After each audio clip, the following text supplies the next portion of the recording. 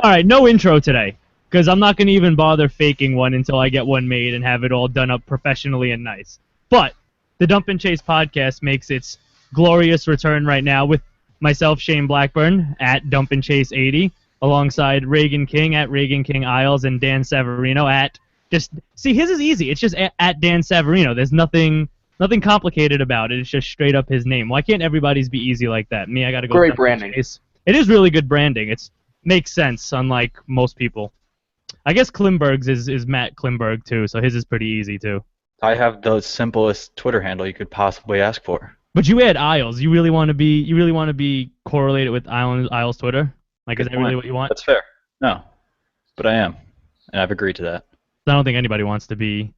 I don't think anyone wants their name to even be remotely thought of with Isles Twitter. Or at least I don't. And here we are. And here we are, doing an Islanders podcast, talking about Isles Twitter. But we are back. The Dump and Chase podcast makes its return with myself, Shane, and a new cast of characters to go along with me. So Dan and Reagan, why don't you guys introduce yourself a little bit? Let everybody, all the subscribers and listeners, get to know you a little bit. Sure. Yeah, it's been with this cast for a little while now. Just doing the thing. Reagan King Isles, pretty standard. Doing a lot of the stats for the site, but yeah, happy to be here. Me? Well, first I guess I have to put on my disclaimer so I don't get fired for any of my other jobs. Everything I say is obviously my own opinion. But currently I actually am a play-by-play broadcaster for MSU Varsity, a couple of the freelance spots. But in the past, those who don't know, I'm part of that Hofstra group. Actually, I am wearing a Hofstra sweatshirt, just coincidence. Part of that Hofstra group who got a chance to, live out their dreams and work with the New York Islanders. So I've had the opportunity to cover this team for 4 years now as a reporter, and then last year I had a chance to do color commentary for the entire playoff run, which was dream come true. So it's been a lot of fun, but it's also good to join the Isles Insight team this past year to be able to still cover the same team that been looking after the last couple of years, especially growing up right here in East Meadow, just 5 minutes away from the Coliseum, or what was the Coliseum. Oh, awesome segue, by the way, because now I get to ask you, how do you feel about Brooklyn and Barclays? I'm not a big fan. Not a big fan. It's a beautiful arena. Obviously, this is a spot where, it was the best case scenario. It's funny, Chris King and I used to talk about this, the play-by-play voice at the radio, and every time we went to a different city, whether it was Toronto, Detroit, or other teams came in, they would always ask the same thing, oh, how do you feel about the move? And he would always say the same thing. It's not home, but they're not in Quebec. They're not in Kansas City. So at this point, I think you just have to look at it as, they're not completely off the island. It's still a train right away. Yes, it becomes a pain in the ass sometimes covering games if, the first one gets delayed and get the transfer coming back. And it's not, the same rocking building as it was. But I think Kyle Oposto said it best in the preseason. They have to create the memories first, and then it'll become a home. So right now, it's their house. They have to be able to make it a home, and you'll do that by winning. And hopefully for them, they continue to make a good push here towards the playoffs and maybe get out of the first round. That's what I'm looking. Everyone's so concerned with the Barclays Center and the lease and whether Barclays could adjust to having a hockey team. Me, I'm more concerned with, are we going to break the 1993 curse and win a play? I could care less where they're doing. I couldn't care less if they played in someone's backyard on a mini rink, as long as they get out of a playoff series. Well, exactly. I think that's the biggest burden right now. Last year, going into the playoffs, it's all we pretty much talked about was it would be nice to finish off. We felt everyone was going to see the Rangers. I think everyone kind of felt that way, that there was going to be one more series against the Rangers, in the old barn. But, it was getting through that first round. And unfortunately for them, they happened to hit, one of the better teams in the playoffs who, again, came just a goal away from going to the conference finals. And in my opinion, if they would have beat the Rangers, I think the Capitals easily could have went to the Stanley Cup finals and, competed. I agree. But they took a very tough matchup, and they took a very good team to 7 games, and in a series where it came to literally every single bounce. You think about the broken sticks, you think about the face-offs. Getting past 93, I think you're 100% right, Shane. Getting past 93, I think, is the most important thing right now. Then worry about what's going on at the Barclays Center. And I think this is the best team we've seen since '93. Also, I think this team, this group, this core has the best chance of breaking the '93 curse since I've been watching the Islanders. I mean, I'm 25, so I've been watching them since I guess 90. I was born in 90, so I don't remember 90 to like 95. I don't remember what I ate for dinner yesterday, so I really don't remember like 90 to 95. But since I remember watching the Islanders, this is the best core that we've had. It's the best group we've had. We've had really good individuals before. I mean, we traded for Ryan Smith for what, a quarter of a season? But we've never had a core that has gelled this well and plays this well together. So I think this is the group that's going to do it. I hope it's this year. I think for Isles Twitter's blood pressure, it needs to be this year. But this is the core that's going to do it, whether it's this year or the next or even the year after that, which I hope it doesn't take that long. But this is the core that's going to do it for the Islanders. And that's what I'm most concerned about. Now, we haven't done a show in a really long time. We obviously can't go through everything that's happened since the last show we did. I think the last show we did was in like September or October, November, something like that. Yeah, it was like the very beginning of the season. I was thinking we would just start here from... Oh, wow. Someone in the chat just said he's 31, and this is the best core since he's watched, too. So at least I'm not alone in feeling like that. I think that's the pretty much general consensus. But I figured we would just go over the last 10 games or so and look ahead to this road trip, because this road trip, to me, is the make or break point for the Islanders this season. This road trip is where the Islanders can make that move for home ice advantage and play Game 7 against the Rangers in Barclays instead of Game 7 against the Rangers in Madison Square Garden. Because I don't know about you guys, but I do think that if we would add home ice advantage last year, Game 7 at the Coliseum might have been a different animal than, 7 shots in 60 minutes? Yeah, I mean, in Washington. It was that, and you also had a depleted defense at that point. So a couple variables, but yeah, if they finished a little stronger at the end of last season, yeah, I do think that series takes a different turn. No, absolutely. I mean, the funny part about that game, and even Game 7, was, they were just one shot away from tying it up, despite having 7 going into the third period, I think it was, just one shot away, which is just ridiculous. And guess what? They did tie the game, and they came out flat. But, playing at home, and it was nothing like Game 6. I've never heard a building as loud. I've gotten a chance to cover the Stanley Cup Finals at Madison Square Garden, and it was never even that loud. There was just something special about that building, and I think that's what helped them push through, actually, to win that Game 6 and force Game 7. So it could have been a different story, again, if they are, the home team, playing that series. So then when we talk about this road trip, what needs to happen on this road trip for them to give themselves the best chance at that home ice advantage? So it's a 7-game road trip. They've played 2 already. They have 4 points. They're 4 points out of 4 points over the first 2 games. So 5 games left, 10 points available. In your guys' estimation, what point total do they need to come home with when they finish the final game of this road trip, which is actually in the Garden? So they actually come home, I guess, before the end of the road trip, because you could sleep in your own bed before the Garden game. You can get a good night's rest in your own bed, in your own apartment, in your own house. Be comfortable before you head out to the Garden. But what's the point total you guys feel they need to come out with in order to be successful on this road trip? Yeah, I mean, I'm looking at who they got coming. Realistically, I don't know if it's something they would necessarily need to hit this number, but you'd think that those are four very winnable games.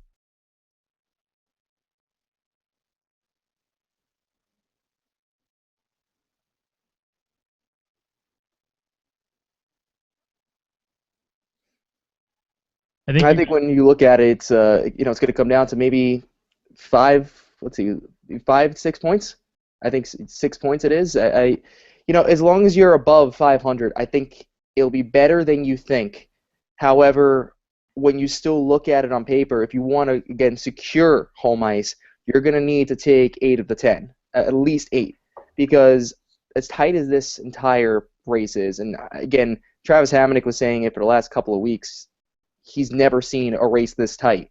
And I think a lot of the media members, I've had a chance to talk to, feel the same exact way, that, never seen a race this tight. You look at the standings right now. They're 3 points behind the Rangers for second place in the Metropolitan Division. Again, they still have 2 games in hand. Rangers are playing right now against St. Louis. Detroit's right back there in the wild card. Pittsburgh's there. New Jersey's there. Carolina somehow is in the hunt.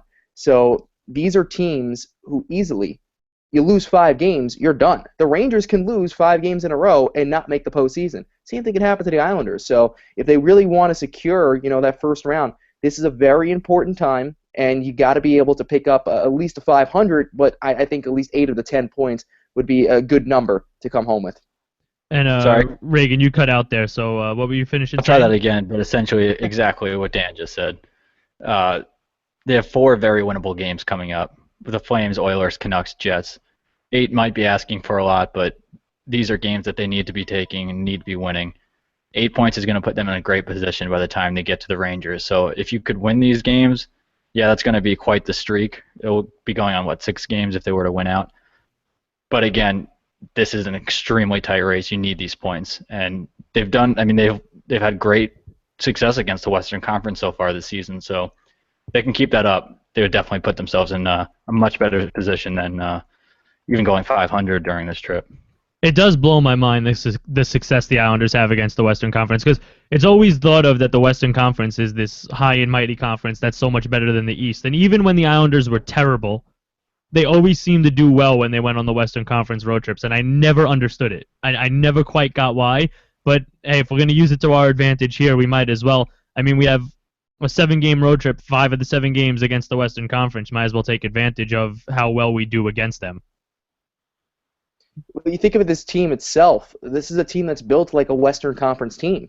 That was something that surprised everyone last year. Remember when the Islanders were having so much success, nobody was expecting it.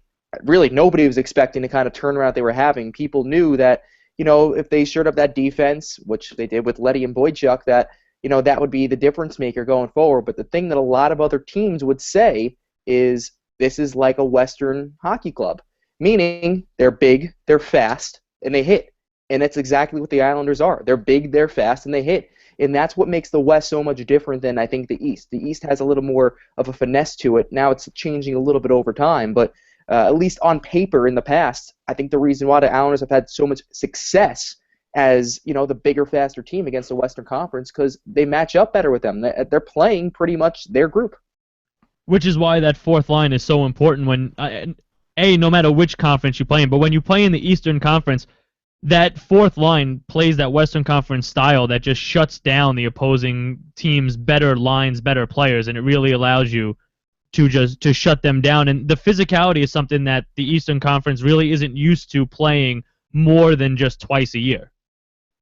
Yeah, I mean, look at the Capitals' success. They're a team that can hit, they can skate, they can shoot, they can pretty much do everything, and it's worked for them. And it's essentially the same style of game that they're playing. They're incredibly tough to play against, and that's gone a long ways for them. The difference with the Capitals, I think, this year to years past, we always knew the offensive juggernaut that it was. But Barry Trotz is one heck of a coach, and I think he kind of went, a little underrated and was a little bit underrated the last couple of years when he was in Nashville. I think at least us in the East, because again, you don't talk as much about Western Conference hockey, even though Nashville is one of the closest, I think it is the closest, right, Western Conference city. But Barry Trotz is one heck of a coach. The way he was able to turn around Ovi, Nick Backstrom is, I think, the most underrated player in the National Hockey League. He's a phenomenal talent. But again, they hit, they're big, and they're strong, and they hit. And on top of the offense, they have the goaltending now to back it up. Oh, that's a good one. Oh man, we're about to bring in Matthew Klimberg from Islanders Insight, but if we weren't doing that, I was gonna hit you with the goalie question.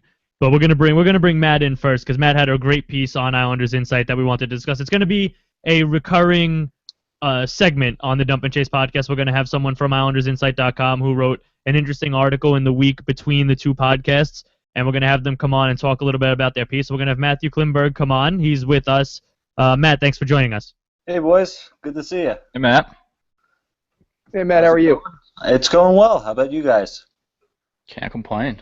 I've been listening so far. I agree with almost everything you say. It's actually interesting that you mentioned that this is the core to take the Islanders that next step that a lot of us, most of us on this Google Hangout, have never seen them take before, which is win a playoff series.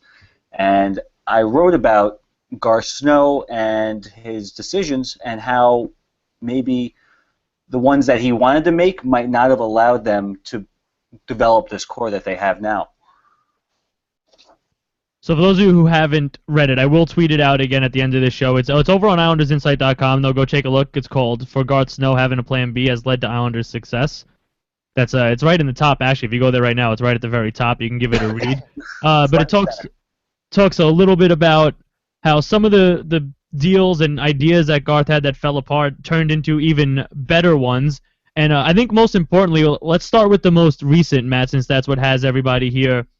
It has the Islanders at least in the position that they're in right now, and that's the fact that they weren't able to sign Dan Boyle or Jerome Iginla, even though they did try. And why don't you just give us a little bit of an idea of what that turned into and why not being able to sign them has actually been a good thing for the Islanders? Right. So if you go back a couple of years ago, the summer of Garth, as it's now known, first he goes out and he trades for the negotiating rights to Yaroslav Halak, who is a pending unrestricted free agent, ends up locking him up for 4 years. He then, a month later, at the beginning of June, goes and trades for Dan Boyle's negotiating rights. Now, we know Dan Boyle. He's a prolific offensive defenseman in his prime. Unfortunately, his prime is a few years ago. At the time, I think he was 37, 38. I know he's 39 now, so I guess that means he was 37, 38. And Garth offered him 3 years, and I'm sure a lot of money. The money was never reported upon, but he ended up rejecting Garth Snow's offer and signing for 2 with the Crosstown Rangers. 2 years, $45 million. So, as we know now, based on his level of play and how it's dissipated over the course of the year and the last year and a half, to the point where he's a scratch every now and then. He's mired on the third defensive unit. He is a liability, and his offensive numbers, frankly, aren't there to warrant $4.5 million a year. And to think that Garth Snow had offered him an extra year at, who knows, I'm assuming a comparable amount, it's not a good look for the Islanders. If they had his graying beard on that back line, he'd be mired on the third defensive unit right now. And the power play, as you know, has been on fire lately. It's not due to him. And then later in that offseason, after he lost Boyle, he went after Jerome Iginla, and he offered Iginla 4 years, 4-year deal. And Iginla, I think, was 37 at the time, so this is a deal that would have locked him up till he was 41. Iginla's a great player. He was the captain for Team Canada. All the accolades. Do you really want Iginla at 41 years old roaming around the ice at Barclays Center now, not the Coliseum? I don't know. Listen, he's a great player. He's going to pick up his points, but those were 2 deals that didn't work out for Garth, and as a result, I think he felt he had to make a splash, and that's, as you remember, he picked up Nick Leddy and Johnny Boychuk on the same day. One of the great days in Islander history, at least in my lifetime. And yeah, That's what we look forward to, our big trades. Yeah, no, honestly, Isles Twitter is always a buzz about them. So, if he signs Boyle, if he signs Iginla, does he make the trades for Boychuk? Does he make the trade for Leddy? I don't know. If he signs them for 3 or 4 years each, does he have the flexibility? Even if he does make the trade, does he have the flexibility to sign them to the 7-year extensions that he did? I can't confidently say he does, or he's able to accomplish that. And if you take it a step back and you look 2 years prior, or the year prior when they traded for Thomas Vanek, put Vanek, we know he played with Tavares, he played with the Poso, that line played out of their mind for half a season. Tavares gets hurt at the Olympics, and Vanek plays with Oposo, still plays out of his mind. Garth Snow wants to lock him up long term. Offers him 7 years, $49 million, and Vanek turns it down. Now, Islander fans were clamoring to sign Vanek, so I can't really fault Garth, but if Vanek could sign that 7-year, $49 million deal, Islanders would be in a much different place right now, because as you remember, after he was traded to Montreal, he ended up in Minnesota on a 3-year deal, again, taking fewer years to go to another team. After he signed with Minnesota, all the reports came out about him in a gambling ring, him under investigation. He ended up being questioned by the FBI. It turned out he was in so much debt that he was endorsing whole paychecks over to a loan shark. And he had a disappointing first year last year. This year he's been a scratch, and you know what? It could have turned out very poorly for Garth had he gotten his way.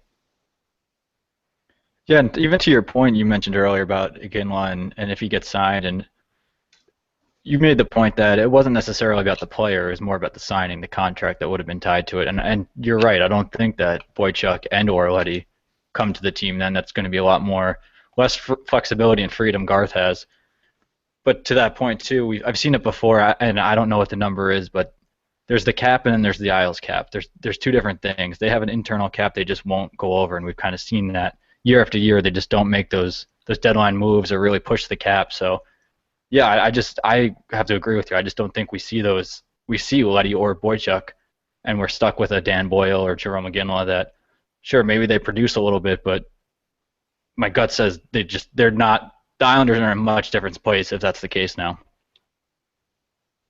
I think there's a chance perhaps that he would have traded for Leddy, because Leddy is a completely dynamic player. He's young. He was 23 at the time, but I can't say that he has the same defensive unit he does now. Leddy and Boychuk are the number one unit, and Boyle certainly is not going to be a number one defenseman. Right? Yeah. Sorry. Go ahead, Dan. No, I was just gonna say it's funny when you think about that summer too. That during the draft when he drafted Joshua Ho-Sang, immediately after he ripped on the Canadian media. Garth Snow ripped on the Canadian media and was cursing about him, saying, I'm tired of getting pretty much picked on by everybody. And it was almost that moment, in my opinion. I think after everything failed, all these others, then you make those other moves. Boyle a couple of weeks later, I think it was one of those as a defining moment. Then you go and pick up a guy like Leddy and Boychuk on the same day. And what Boychuk is able to do in the locker room, a throwback kind of guy, as Jack Capuano like to put it, was a big piece of this. And, failure has turned into really success now for this team. And both of them were cup winners. And if you remember, I think it was Johnny Boychuk's first practice, he was interviewed by Arthur Staple, and this is in the preseason, and Arthur says, "What do you think about this team?" And he goes, "We have the pieces to win." And I think that was the first time anyone in this core that you were speaking of before had ever heard one of their teammates say, "You know what? We can do this." And Boychuk is a leader. There's no question he's well liked in the clubhouse, and it was a game-changing move that Snow made. From what I understand and from all accounts that I've seen and heard, Boychuk is really one of the first guys we've had in a long time on the Islanders who's not only a great talent on the ice, but is a great room guy as well. It's usually one or the other with this team. You either have a guy who's a great talent but is a disaster in the locker room, or a guy who's or a guy who is great in the room, but maybe you don't want to see him on the ice too much. Straight, from what I understand. Oh, I know you don't want to rip on your boy Brian Strait with your black Brian Strait jersey that's roaming around the Barclays Center. But it's it's funny. I can't go into too much detail with obviously what Johnny was saying at one point, but I was doing an interview actually with Brian Strait. It's funny you mentioned this last year towards the end of the season, and Brian and I are just chatting and whatnot, and he sits in a locker right next to Johnny. So of course, as I'm trying to interview him, Johnny's having a great time about it. Chirping at him the same exact time. I was saying to him, I'm like, well, you went to Boston College. He's, what made you want to go there? He goes, the moment they called me right away, that's when I want to do it. And Johnny jumps in and goes, you're a bad negotiator, just yelling into the microphone. And that's the kind of guy that Johnny Boychuk is. A lot of other stuff, obviously, that, what happens in the locker room stays in the locker room. But he's a very, very interesting character. And obviously what he brings on the ice is very special. I don't know. Were you here, Dan, or were you part of the broadcast crew when they had Zenon Konopka back in 2011? I was still very young, so I wasn't in the locker room as much, but I did go to a couple of games. But I did hear he was a great guy. That's exactly what I was about to bring out. Say, I remember who were the two assistant coaches back then? Oh God, they had the same first name. Former Islander draft pick. I can't think of it, but I remember after they were fired, I ran into them the same day in a bar in Manhattan. I can't think of their names. whatever. But they said to me that Zenon Konopka was very important for John Tavares, and he really took John Tavares out of his shell. It's apropos of nothing, but you were just talking about locker room guys, and I think Boychuk and Konopka were similar. All right, Matt. Well, before we let you get out of here, again, promoting your piece on IslandersInsight.com about Garth Snow and how some of his failures actually turned into bigger successes than what the original plans would have been, Plan A's and Plan B's. I have to hit you with the hard question I ask everybody that comes on the Dump and Chase podcast. Okay. Who wins the Stanley Cup this year? It's funny that you asked that. I was totally unprepared for this. So it turns out I went out to dinner the other night. And as the giveaway, when they give you the check, they give you this fortune teller fish. And so if you can't, I guess this is a podcast, so you can't see it, but it's this fortune teller fish, and you put it in your hand, and based on the way that it curls, it tells you what you want to know. So right now, if you can see, it's curled sideways over, and on the back of this, it should say, when it's curling on its sides, it means fickle. So that's my Stanley Cup prediction. Very nice. Thank you. Actually, sorry, before you let me go, I wanted to just go back to the Garth Snow piece. Sure. And I know I was talking about Vanek, Boyle, Ginla, but I want to take it back even further to 2007 when he was in his first year and he traded for Ryan Smith. I know you were talking about him before. Yes. Now, what happens if he signs Ryan Smith to that contract he offered him? They don't tank, and they don't get Tavares. That's exactly right. They build a team around Smith. They build a team around DiPietro. They bring in Mike Comrie. They bring in Doug Weight, and they just try to keep rebuilding the pieces that they have instead of building from the ground up. And I certainly would not be doing this podcast because that would be an annoying team to talk about right now. Oh, my God. All right. Once again, that's Matthew Klimberg. Matt, what's your Twitter, Matt? At Klimberg NHL, KLIMBERG NHL. It's more simple than yours, Savarino.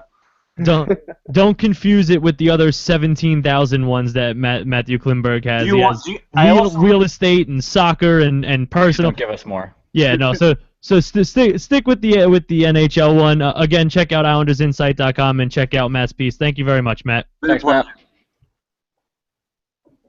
All right, guys. So again, that was Matthew Klimberg, his piece on IslandersInsight.com.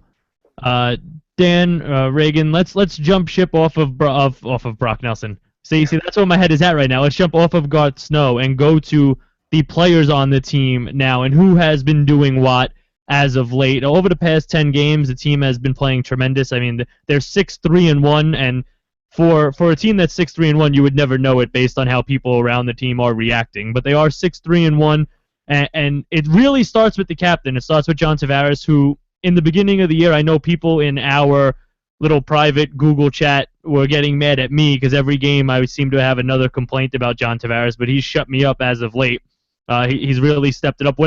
There must have been something bothering him over the first half of the season, whether it was whatever the illness was that kept him out in the very beginning, if that carried over. Whatever it was, there was something bothering him, but he has been on fire. In his last 10 games, he has 13 points, 6 goals, 7 assists. For the season now, he's got 23, 26 for 49. Ever since the All-Star, it kind of seems like the going, what do you go, 4 for 4 or 4 for 5, right? Yeah, 4 for 5. In the accuracy competition, it almost seems like that sparked him, and he came out of the All-Star break and has been the John Tavares that we all expected to see from the beginning. I just wanted to get your opinion. What do you guys think about Tavares and how he's come out of whatever was bothering him and really has broken his slump and has really been the Tavares we know, and what that means to this team as a whole? Yeah, weirdly enough, I mentioned this in one of my articles, but I don't know. I don't want to say it was because it seems too ridiculous, but I truly do think that All-Star game did something to his head. Maybe it was the being around just the best players in the league, best players in the world, really, winning that competition. I don't know, but he came out of that with a completely different mindset. It seemed like different game, and he just absolutely tore it up. Since then, he still is. But he's the type of guy in my head. I've never spoken to him. Dan, maybe if you have, you can chime in on this a bit. But he seems like the guy who just gets is so hard on his own self that it almost has a negative effect on him, where he pushes himself and then just the frustration takes over. So he seems like the type of guy that almost needs like a mid-season vacation, and all of a sudden he comes back, batteries are recharged, and he's ready to go. So I kind of want to pinpoint it to that, since that's really when he seemed to have turned it around. But who knows what, that extra off-ice work that we don't see every day. Yeah, you hit it right on the head there, and he really is very hard on himself. You got to remember, he's also a very young captain. He's been in the league for a few years now, but he's a young captain, and for a couple of years, and even when he wasn't wearing the C on his chest, he just had the A. When the Islanders lost, who did everyone go to? There was always a scrum around John Tavares' locker. It's a set thing. Not to give you guys too much insight with this, but with radio, when we used to have at the Coliseum, at home games, you ran two people. There was a younger person who was still learning, and then the veteran reporter who does the intermission interviews would go and get a one-on-one with one of the other players, and it was always, okay, you're getting Tavares right away. It's always, somebody would always be getting John Tavares because he had a scrum around him every single game, whether he had the worst game of his career, the best game of his career, or nothing at all. And this is a guy who, again, as the captain, he just kept having to deal with the questions, why are you guys losing? What was wrong tonight? What was an issue this time? What was an issue that time? He's very hard on himself, and we've seen that even on the ice when he gets a little emotional sometimes. That's the one part of his game he needs to correct. But I think really that performance that he had, even just in the skills competition, that time away definitely did help him, because now he seems to be rejuvenated. I think being around some of those other best players in the entire world, all in the same area, probably motivated him a little bit more, because this is a guy who, again, not everyone does this. Took the number 1 overall pick, went to a team and said, I want this to be my team. I want to bring this team back to, relevancy. And that's what John Tavares has done. That's what's so special about him. All right, so John Tavares obviously has been a huge part of this 6-3-1 run and the Islanders' hot start after the All-Star break. But I want to get back to Dan, what you were saying before we went to Klimberg there and the Garth Snow piece. I wanted to talk a little bit about the goaltending situation. I mean, we have 3 goalies on the roster, only 2 of which have played any significant amount of time, one of which is the touted number 1, and that is Yaroslav Halak. The other, Thomas Greiss, who made a real push for that number 1 spot right out of the All-Star break. Ultimately, I think Halak solidified his role in the games against New Jersey and Minnesota. But what can Jack Capuano do here with this 3 goalies tandem? And, I mean, I guess you can never really have too much depth. We've seen the Islanders get crushed by injury before. But what do you expect to see from Halak and Greiss to finish out this season? Simply put, split time. They have to split the time up. They've both proven that they can play the minutes, they can do well, but overusing one goalie, either one in this situation, is just not going to be beneficial. Having really both of them healthy in the playoffs, which if they make it, I would imagine Halak's going to see a lot of those starts. He has a proven track record in the playoffs. He did well last year, but yeah, I think it's just a matter of splitting the time between the two of them. Just the overuse of either goalie just is going to hurt them down the stretch. Halak was the best player for the Islanders in the playoffs, in my opinion, last year. He was unbelievable. He was very steady back there, and that's what's so special, I think, about Yarrow, is he comes up in the biggest moments. And even though he has not been the same guy, and listen, I don't think he's, I don't think he's as good as a Holtby, as a Lundqvist, maybe a Tuukka Rask when Tuukka was, really on. But it's a good thing to have somebody like Greiss and Halak, battling each other each and every game. Some guys, we see this so much, some guys do better with the pressure behind them. Some of them like to know they have the number 1 spot. And it seems that with Yarrow struggling a little bit, now he's starting to come back to that same Halak that we saw for the last pretty much year and a half, like he was last year. So if you're splitting them the rest of the year, I think that's only going to bode well for you in the playoffs. And don't be surprised if one of them gets to start over another in a playoff series. We saw it last year. Corey Crawford got pulled. Guy won a cup, but he still got pulled. It happens. So there's a good chance that we can end up seeing that, come April and May, that maybe Yarrow has an off night and Thomas Greiss ends up getting the start.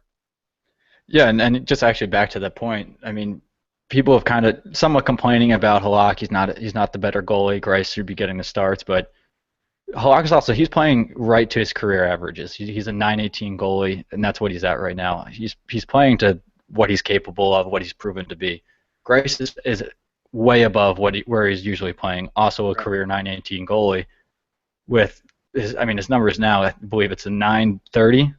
So he's really outperforming what anyone thought of him. So could there be regression down the road? We don't know. Maybe it comes next season, but it's gonna happen. That's not the type of goalie he is. And looking at more data than less, that's just typically how the numbers work. So they've both been great. I mean, it's been a blessing for the Islanders, but Greiss is almost just shining that spotlight on Halak, but in reality, all it's doing is just showing that Halak's playing to what he's always played to, pretty much. So great that Greiss is playing above himself, but at the same time,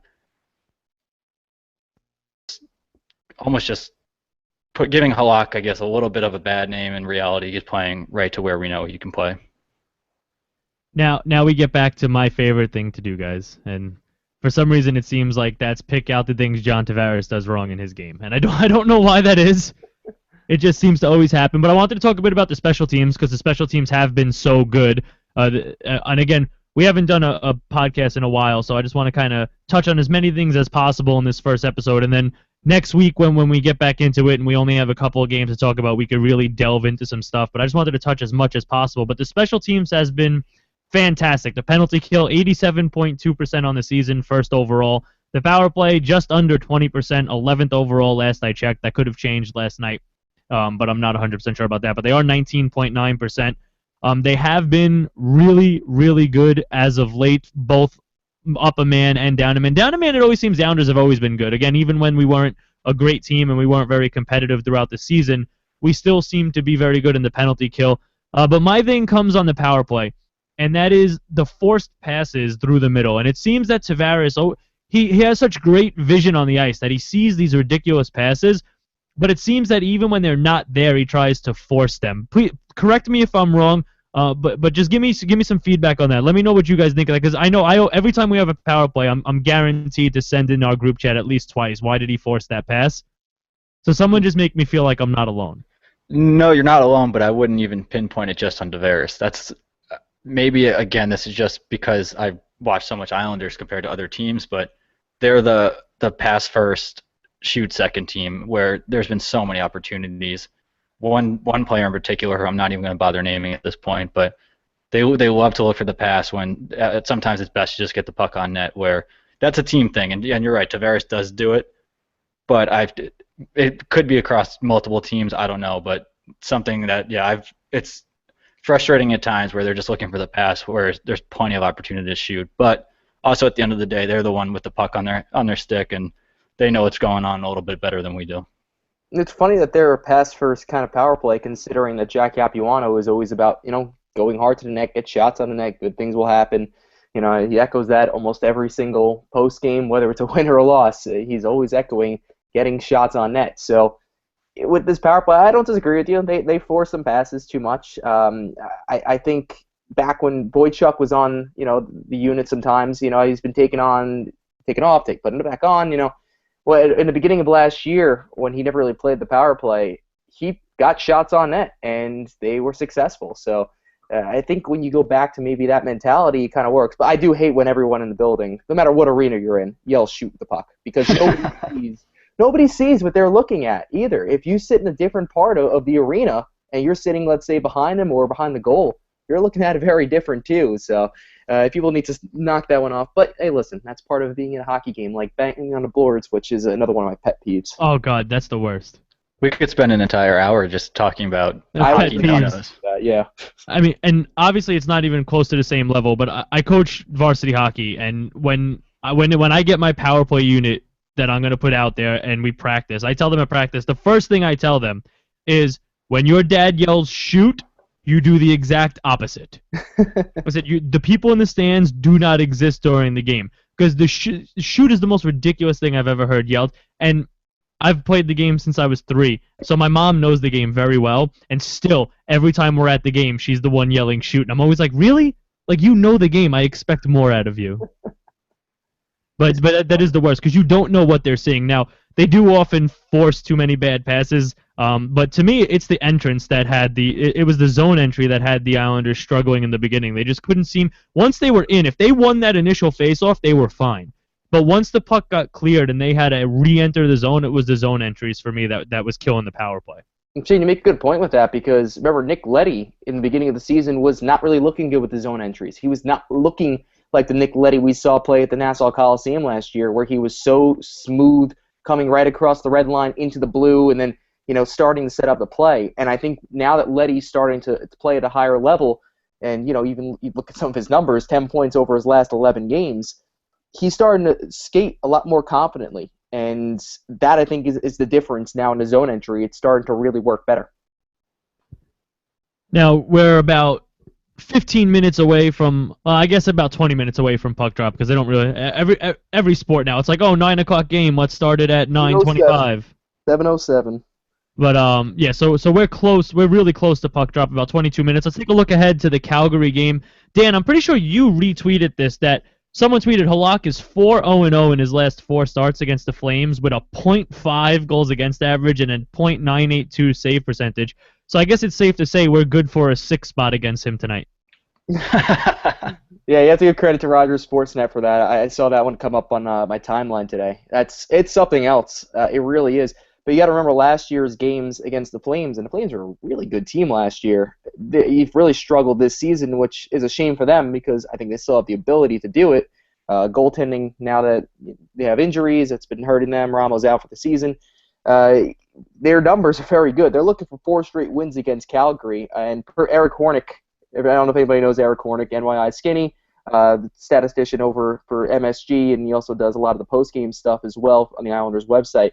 They're looking for only the second time they're going to win 4 straight games against Calgary in the franchise since they've been over in Alberta. So this is, I guess, a little bit of a monumental thing. And I'm looking actually for Thomas Hickey tonight to have a big game because he seems to always have a very strong game in his hometown. Back at home. So we go from Minnesota, where we have 4 guys playing at home, to Calgary, where Thomas Hickey is the lone home guy. Which is funny because he's not even a Flames fan. He grew up a Detroit Red Wings fan, he told me. Because he's a big Stevie Yzerman guy. Reagan, what are you looking for today? Yeah, I think it's going to be just that continued special team success. I mean, like you said, they're, I believe 27% or so over the last 10 games. And, yeah, I mean, I expect Halak to have another big game. I'm not fully in on, he had the great game against the Devils, but I still want to see a little bit more of him kind of getting back into that rhythm and seeing kind of more of what we saw last year. So if you can kind of get back into that, get this win tonight, I think that would really put him back at where the level he needs to be down this stretch. So yeah, looking for Halak to have a big game and those special teams to keep up. Now there's 2 more things I wanted to touch on before we round out the show with some tweets that we asked for yesterday and today leading into tonight's show, the return of the Dump and Chase podcast. But the first guy is and I don't want to bring this up in a bashing sense. I don't want to bring this up in a completely sticking up for him sense either. But I want to talk about Brian Straight, and I want to completely ignore the fandom around him, whether it's they hate him or they love him. But I want to talk about Brian Straight, the hockey player, and for that matter, Marek Zidlicki too, because Ryan Pulock gets called up, sits 2 games. He's been called. This is the second game he's been called up for that he's going to be a healthy scratch. I don't see a problem with tonight. We just beat Minnesota. What was it? 5-1. 4-1. Sorry, 4-1. They had scored 5 goals in 4 straight games, and we held them to 1. I don't see an issue with him not getting in the lineup. Everybody knows Jack Capuano is a creature of habit. If his team is playing well, he's not going to make changes. So I don't know why anybody was even surprised that Pulock didn't get into the lineup today. But Brian Straight is a serviceable 7th defenseman. When he needs to get in the lineup, he's fine. The problem becomes when we're down 2 defensemen or we're down someone like Dahan for a long period of time and he becomes the number 5 defenseman instead of the number 6, or he's in there for an extended period of time. But to me, he's a very serviceable defenseman. What do you guys think of Brian Straight? I mean, I think you summed it up perfectly, and we're probably all going to agree with this, but he's a guy who I think he gets a lot more flack than he deserves. Sure, his numbers probably aren't going to support, say, he's the best defenseman, but right, as a 7 guy, 6 guy, he gets the job done for the most part. And over the course of, I really say this season, he's really stepped up his game. You're not noticing him as much and for a defenseman. That's something it's good to see. I don't want to hear his name a whole lot when he's on the ice. So I think he's been better. His game has been a lot better, and like you said, he's been serviceable. He's done the job that he's there for. He's not going to be a 1-2 guy. He's perfect in that role. Sure, someone else like Ehrhoff when he got waived would have been great, but at the same time, I think he's doing the role that he's there to do. Something that not everyone really talks, I think, enough about with Brian Strait, and people don't remember this too, this guy is a natural left-handed shot. He usually plays the left side, and with the Islanders, because he has to be that seventh man, sixth man, he plays on the right side. So that's harder to do. For anyone who has played the opposite, defensive side and when they're used to it, it's a difference. It really is. And with Brian Strait, he's brought that up in the past, especially last season. He would bring up it's nice to be back on the left side. I'm more comfortable there. And it's evident. He was very good in the playoffs. When they needed him to be good, he was good. This is not a guy who's going to be a top four defenseman, for many other teams. For the championship caliber teams, he's not going to be playing a lot of minutes, but he gets the job done. And I think he's part of this balance in the locker room. He's been with the group since that lockout when he got waived by Pittsburgh, and I think he kind of is one of those people who really does not deserve what he gets. But like the three of us were talking about the other day, I guess somebody has to be a whipping boy, and it's a shame that it becomes him, even though Islander fans have kind of turned that, I guess, to Brett Yormark in recent times. So it's one of those balances. Who are you going to whip on? And it's not deserved, but unfortunately for Brian Strait, he has had to deal with it. But I will say one thing about Brian, not to go too long with this point. I really don't think he even cares. He's a very laid-back individual. This is not someone who's going to be on Twitter and reading all the hate that he gets and getting upset about it. He's very laid-back and just an easygoing personality. So he'll again, that's why I think he gets the job done for the position that he's in. I feel like if you're going to be a number 7 forward, number 13, 14 forward, a number 7 defenseman, you kind of have to have that thick skin, because when you get in the lineup, there's going to be people that are unhappy about it. You kind of just have to go out there, focus, and do what you have to do, which is what he does. He really just goes out there and he just plays. He makes a couple of mistakes, but hey, who doesn't? I mean, Nick Leddy's been blown past a couple of times this season, and you don't see the outrage. I think he's serviceable, and I think he does his job well. But what I want to ask now is for you guys to put your coaches' hats on, and we're going to see Pulock this road trip. I think it's inevitable, whether it's the next game or another game after that. We're going to see Pulock in this road trip. Is it for Zidlicki or is it for Strait? If we're going to do from a strategic standpoint, I would rather Strait in, Zidlicki sit, and Pulock play. I haven't been very impressed with Zidlicki. I guess I'll properly say it. But yeah, I haven't been all that impressed with his play for the most part. Yeah, he scored not too long ago. That's great, but I'd rather a sound defenseman than really an offensive guy, which is what Pulock's been, and he's been called out for his defense. And that's another point, which we don't know how Pulock's going to be. He could be great. He could be terrible. So, but yeah, I would actually go with a Strait and Pulock and sit Zidlicki. I agree with you. That's exactly what I would do, and keep Strait on the left side where he's more comfortable. So you have him at lefty, and then if you pair him up, with Pulock, then you have a more sound offensive guy like Strait, and really a guy, I guess you can call him a veteran. It's weird to say. Even Hickey, these guys are technically veterans on a group nowadays. When they were dealing with some of the younger defensemen, with the Hahn in there when he, is healthy, and dealing with a Pulock when he will, draw himself into the lineup. So I think Zids is the guy who ends up taking a seat, and Strait has to play on that left side with him. Quite personally, I wouldn't mind seeing Pulock play with Hamonic, and I know that's a little bit of a stretch because Hamonic plays so many minutes, but Hamonic is the kind of guy that you put him out there with Pulock, and Pulock's not going to be exposed. Because Hamonic is the kind of defenseman who, if Pulock's defensive game is a little lacking, which we have heard in the past, I have heard that it's improved tremendously. A couple of guys who live in Bridgeport that follow me on Twitter, and I follow them, they have told me his defensive play has improved tremendously from the last we had heard. But a guy like Hamonic is the kind of guy who can really boost the morale of a guy like Pulock. You get him in the lineup, and you have him playing with a real solid defenseman like Hamonic. You don't have him playing with your number 7 defenseman. You give him the vote of confidence that, hey, you're going to play with Travis Hamonic, and you're going to have to go out there and do your job. And then you have Hickey play with Strait, because that's a pairing that we've seen throughout the course of the year and last season that I think it's where Strait is at his best as well. I think Hickey and Strait kind of complement each other pretty well as a good 6-7, 5-6 defensive pairing. Yeah, I agree with you. I think, yeah, that's what I would prefer as well. If Pulak's going to go, they're going to give him the time, then give him the time, and don't try to give him this kind of like half look at him. I let him go in there, show what he's got. If he's got it, then great. But that's going to be a much more accurate portrayal of what he's capable of doing, rather than sticking him, which we've seen in the past. We saw it. It was a good amount last season, but we've seen when guys aren't paired with someone that pretty much they're compatible with, then it's going to be a disaster back there. The only reason I wouldn't see him matching up with Hammer at one point is because they're both righties. So Hamonic generally is always going to play on the right side, always has. And you don't want a rookie coming in. What's that? I'm sorry, I missed that. And you don't want a rookie coming in on his left exactly. side. So you don't want to move him to the left side. I could see Hamonic moving to the left side. That's, I think, up to the coaching staff and what they want to do.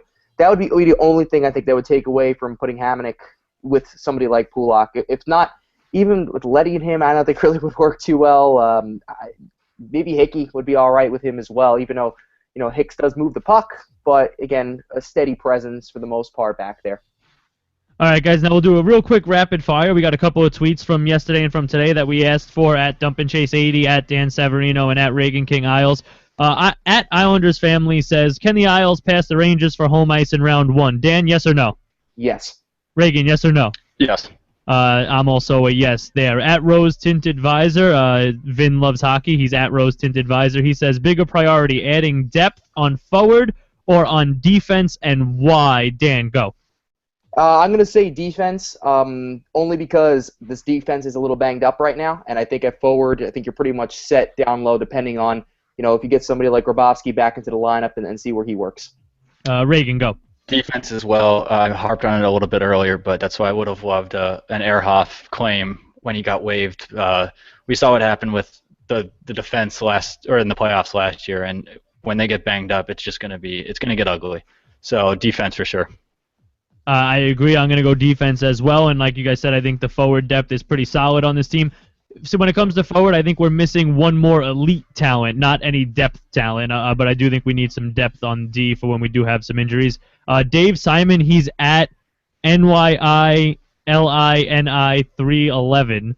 He says, do you think the venture with MLB AM will lead to similar StatCast being used in the NHL for analytics? Reagan, I'm going to let you go first on this one because this is your area of expertise. Yeah, 100%. I know they started talking about putting chips and whatnot in jerseys and in pucks, and I know that was something they were working on. I'm sure they still are behind the scenes, but yeah, absolutely. I think that's going to be a big part of broadcasts and NHL Network and all, probably online at some point as well. But yeah, I'm really looking forward to the day that happens.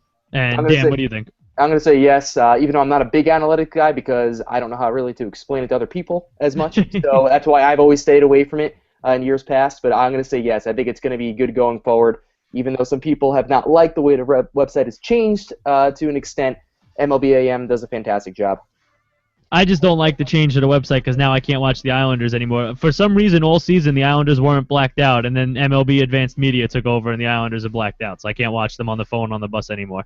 Weren't blacked out and condensed games. They were two wonderful things. Yeah, the condensed games I'm upset that we're missing, too, because those were real nice when you have something to do at night and you come home and you don't want to watch a full 2.5-hour game. And then Matthew Klimberg rounds us out at Klimberg NHL. He says, how much will Brian Straight command on the open market? I say he goes for 7 years, $49 million. You lowballed it, but yes.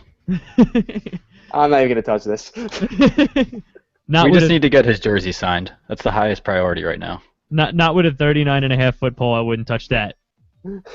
Oh, man. But, guys, it was great to do this with you guys. I'm really happy to be back doing the Dump and Chase podcast. I really enjoyed doing it with you, Dan and Reagan. Thank you guys for doing this with me. Absolutely. Oh, fun to be here. Glad we can do it. I'm really looking forward to next week. I'm sure that each week we'll get to know each other a little bit more, and everything will become a little bit more comfortable, and we'll really get things rolling. And we'll have some professional imaging coming up, hopefully next week, if not the week after that for sure. And we'll really get the Dump and Chase podcast rolling again, and I'm really looking forward to it. So once again, we got Dan Savarino. He's at Dan Savarino. That's just so freaking easy. We got Reagan King. He's at Reagan King Isles. That's also extremely easy. And then we have myself, Shane Blackburn, at DumpandChase80. I've got to be the difficult one. I apologize. That's my fault. Make sure you guys go to IslandersInsight.com. Subscribe to us on YouTube, iTunes, all that fun stuff. I'm going to have a voicemail number so you guys can call and leave us voicemails that we can respond to. I'll have that up hopefully within the week. We'll tweet that number out. And, guys, it's 8:59, so go watch the Islanders. They're playing Calgary in about 10 minutes. Thank you guys for listening. This was the Dump and Chase podcast.